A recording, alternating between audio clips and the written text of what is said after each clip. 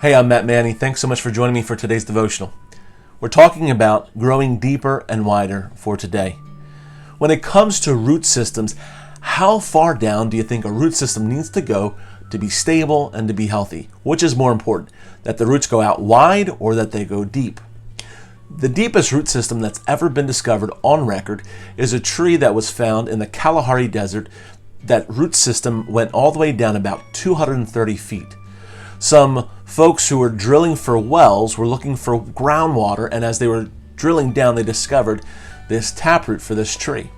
What's interesting is the root system of a tree is actually its brain center, if you will. It has an amazing capacity to actually search out and seek for water. Now, it has a taproot that goes down, and it also has lateral roots that reach out. Now, the job of the taproot has three parts. First of all, it is to anchor the tree, to keep it solid and stable, and to find that water. The second job is to seek out nutrients for the tree, bringing in those nutrients for water. The third job is to create more roots, which bring greater stability and store nutrients for the tree's survival when it goes through times of drought. Now, what the amazing thing is that those roots that go down deep, they can actually search for and seek out water. They can even find their way through hard ground, and even at times they've worked their way through rocks that have cracks in them. And so we've studied through this last several days and several weeks talking about how our roots need to grow down deep into Jesus Christ. Our theme verse has been Colossians 2:7. As we've talked about this, Paul says, and he encourages the church at Colossae, he says, "Let your roots grow down into him, and let your lives be built on him. Then your faith will grow strong in the truth you were taught, and you will overflow with thankfulness."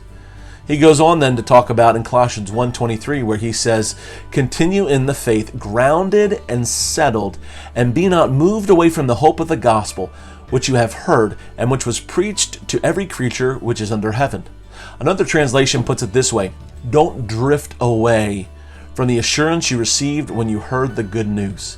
We are either driven or we are drifting. We are driven in driving our roots down deep in Jesus Christ, being settled and established, being mature and strong and firm in our faith, or we are drifting away. What's challenging for us is this: that consider the impact of growing depth in your maturity of your faith. That number one, your faith will grow strong in truth, Paul says there in Colossians 2:7, but then he also says you will overflow with thankfulness. And so there's the truth and there's the thankfulness that comes from growing our faith, growing our roots deep. So what's the sign of someone who has a depth of faith? They have trust in God and a grateful heart. They trust in the truth of God's word and they have a grateful heart.